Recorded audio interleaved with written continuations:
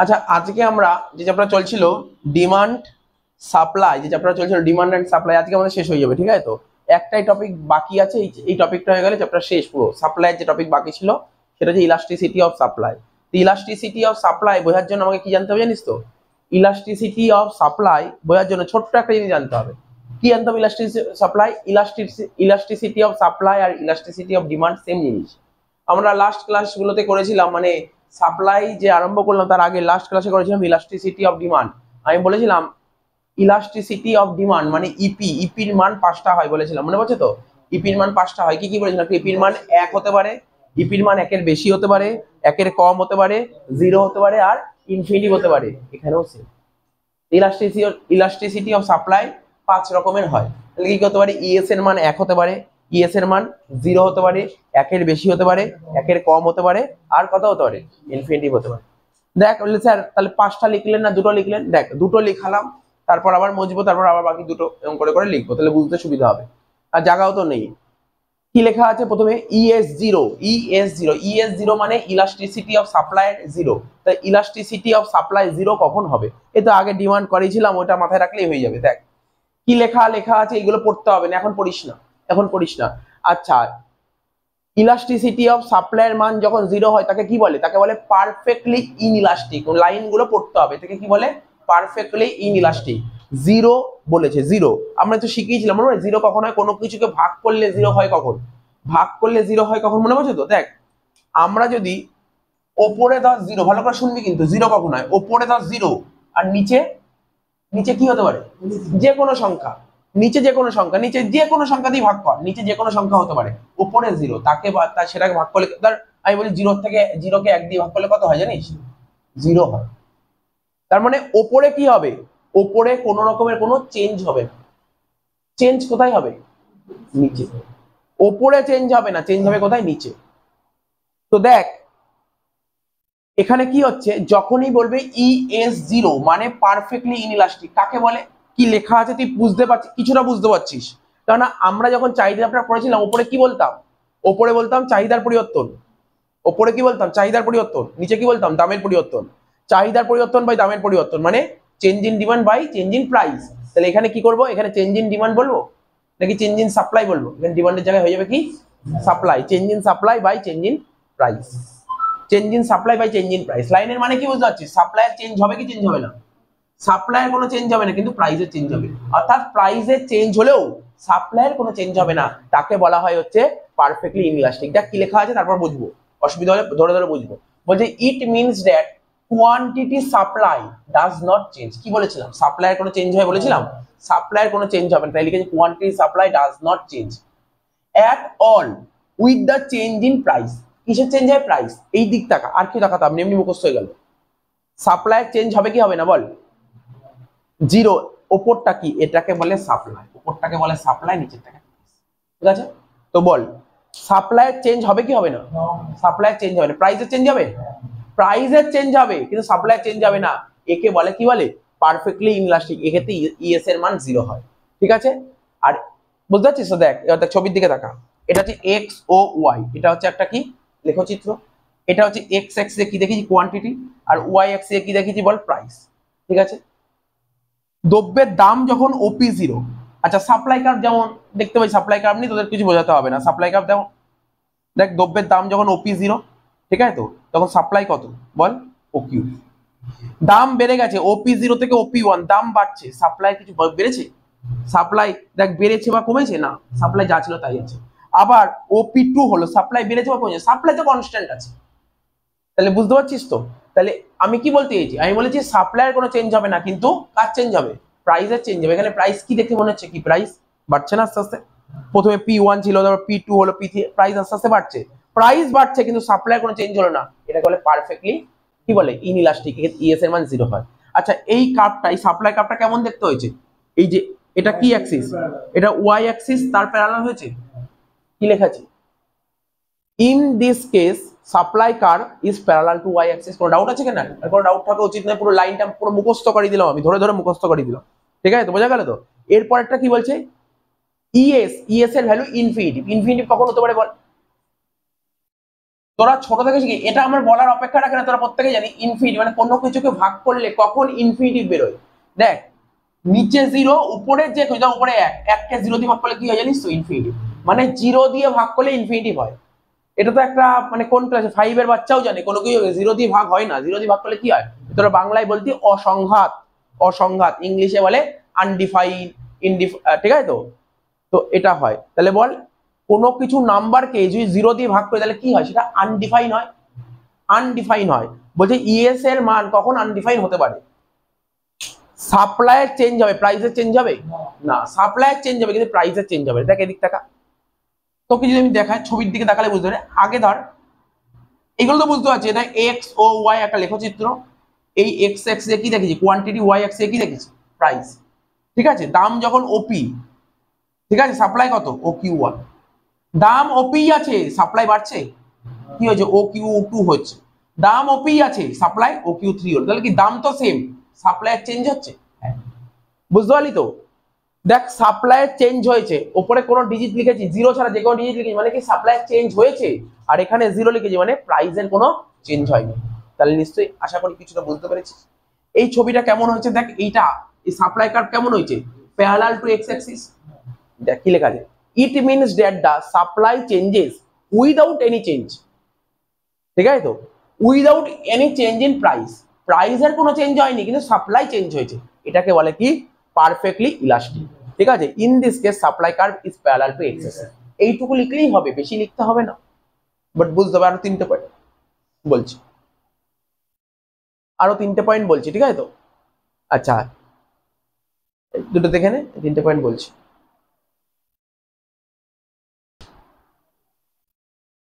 দেখ তাহলে আমি ইএস কটা? 5টা হয়, তার মানে 2টো পড়ালাম। এবার 3 নম্বর ইএস, দেখ কি লেখা আছে এখানে? ইএস এর মান যখন 1-এর কম, তার মানে লেস দেন ইলাস্টিক, মানে ইনইলাস্টিক, লেস দেন ইলাস্টিক বলছে। এটা কি বলছে দেখ তো, কিছুক্ষণ আগে বললাম ওপরে কি বলেছিলাম বল? ওপরে এস, তাই তো? ওপরে এস বলেছিলাম, নিচে কি বলেছিলাম? পি। ওপরে এস নিচে পি, মানে ওপরে যোগানের পরিবর্তন, নিচে দামের পরিবর্তন, তাই তো?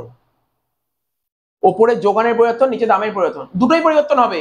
যোগানেরও পরিবর্তন হবে, দামেরও পরিবর্তন হবে। কিন্তু এখানে ব্যাপারটা বুঝতে হবে। ঠিক আছে তো? কি বুঝতে হবে? তুই ছবির দিকে তাকা, ছবির দিকে তাকা। আচ্ছা সাপ্লাই কার্ভ কি হয়? ডিমান্ড কার্ভ কেমন হয়, সাপ্লাই কার্ভ কেমন হয়? বলেছিলাম তো ডিমান্ড কার্ভ নেগেটিভ হয়, মানে তোর ডাউনওয়ার্ড হয়। আর সাপ্লাই কার্ভ কেমন হয়? আপওয়ার্ড হয়। আচ্ছা সাপ্লাই কার্ভ আপওয়ার্ড হয়েছে তো? আচ্ছা এই কার্ভটাকে দেখতে কেমন লাগে দেখিস তো? এই কার্ভটা দেখিস কেমন লাগছে দেখতে? এটাকে কি বলে বাংলায় যদি বলিস? এটাকে বলে খাড়া রাস্তা। এটা কি রাস্তা বলে? পাহাড়ি অঞ্চলে এরকম রাস্তা বলছে খাড়া রাস্তা। ঠিক আছে, খাড়া রাস্তা, স্টিপার। খাড়াকে ইংরেজিতে বলা হয় কি বলতো? স্টিপার। এরকম কার্ভটার দিকে ভালো করে দেখা, তুই বুঝতে হবে কিন্তু ভালো ভালো করে শোন, ভালো করে বুঝতে হবে। টপিকটার নাম কি লেখা আছে? Less than elastic. এই আকারে এরকম কেন হবে?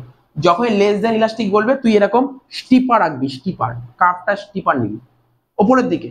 যখন ডিমান্ড ছিল তখন নিচের দিকে, যখন সাপ্লাই ওপরের দিকে স্টিপারটা হবে, আর যখন ডিমান্ড তখন নিচের দিকে স্টিপারটা হবে। তাহলে স্টিপারটা বুঝি আর কি দেখতে হবে? স্টিপারের দিকে তাকা, শুধু এই কাপটার দিকে তাকা। দাম যখন ওপি 0, দেখতে পাচ্ছিস দাম যখন ওপি 0 তখন সাপ্লাই কত? এতটা। বুঝতে পারছিস তো?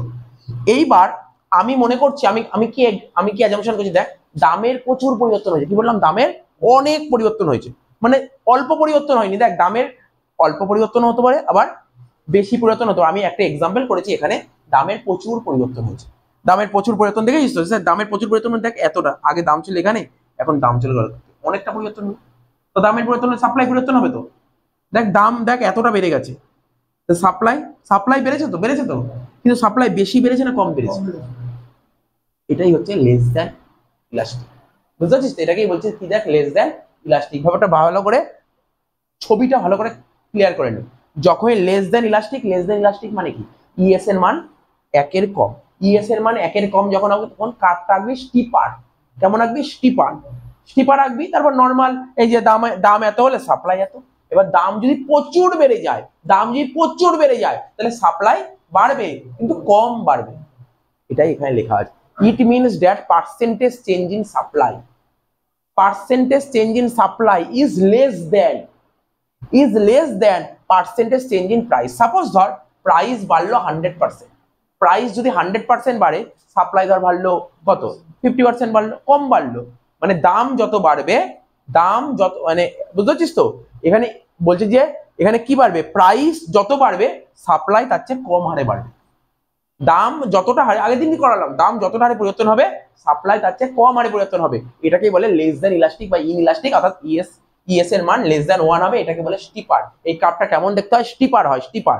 ঠিক আছে, এবার করো মোর দ্যান, এবার করো কি more than elastic. More than elastic মানে ইএস এর মান যখন 1 এর বেশি, উল্টে যাবে, উল্টে যাবে। এখানে এখানে কি হবে দেখ, কি লেখা আছে, it means that percentage change in supply, মানে সাপ্লাইটা কি হবে, পার্সেন্টেজ চেঞ্জ ইন সাপ্লাই মানে যোগানটা, মানে সাপ্লাইটা খুব পরিবর্তন হবে, অনেক পরিবর্তন হবে। ঠিক আছে, অনেক পরিবর্তন হবে। বলছে the percentage change in price. ঠিক আছে, তো পার্সেন্টেজ চেঞ্জ ইন প্রাইস, দেখ প্রাইস আগে, আচ্ছা এই কার্ভটা আগে দেখে নে, কার্ভটা কেমন হয়, এই কার্ভটা ফ্ল্যাটার হয়, ফ্ল্যাটার হয়, এরকম ফ্ল্যাটার হয়। ঠিক আছে, কার্ভটা দেখে নিবি, কার্ভটা দেখে নি ফ্ল্যাটার। আচ্ছা উপরের দিকে কেন হচ্ছে, কারণ বলতে হবে উপরের দিকে কেন হচ্ছে, সাপ্লাই কার্ভ কেমন হয়, উপরের দিকে হয় না নিচের দিকে হয়, উপরের দিকে তো আপওয়ার্ড হয়, এরকম করে না, এটা ফ্ল্যাটার বলে।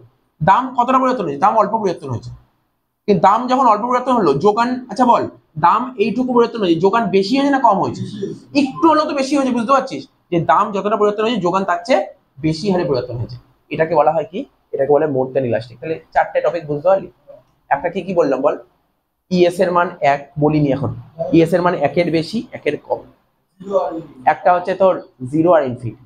তাহলে চারটে বুঝতে পারলি, টুকে নিলি, ভালো করে বুঝবি কিন্তু, দেখ মুখস্থ করার দরকার নেই, এগুলো জাস্ট খাতা খুলবি একবার করে রিড করবি ব্যাস। ঠিক আছে, এরপর একটা পড়াচ্ছি।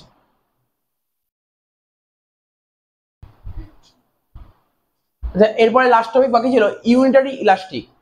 যখন ইএস এর মান 1 হয়, ঠিক আছে, ইএস এর মান যখন 1 হয় তখন তাকে বলে ইউনিটারি ইলাস্টিক। ঠিক আছে, তো কি লিখেছে, ইট means that percentage change in supply is equal to change in price. Price যদি 10% চেঞ্জ হয় তাহলে সাপ্লাই 10% চেঞ্জ হবে, তাকে বলা হয় ইউনিটারি।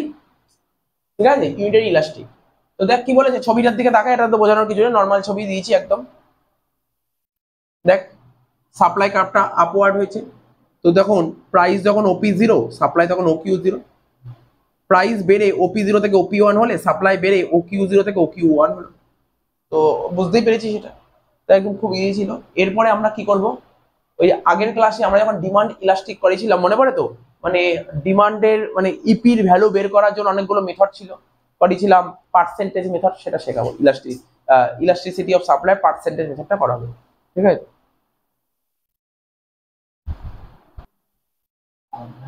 আচ্ছা দেখ শোন, লাস্ট বাকি ছিল এটা, মানে আমরা যে প্রাইস কি যেন প্রাইস ইলাস্টিসিটি অফ সাপ্লাই করছি, তাহলে মেথড অফ ক্যালকুলেটিং ইলাস্টিসিটির মানটা কি করে বের করব, by the calculation of by the method of proportionate method. ঠিক আছে, প্রপোর্শনেট মেথড বা এরই আরেকটা নাম পার্সেন্টেজ মেথড, যেটা আগেও করেছি। কি লেখা আছে দেখ উপরে, percentage of change in quantity supply, লেখা আছে percent changes in quantity demand, এখানে supply divide by percent changes in price, or দিয়ে কি লিখতাম, delta Q by delta P, তো পি 0 বাই কিউ 0, তো একই জিনিস, তো আলাদা কিছু নেই।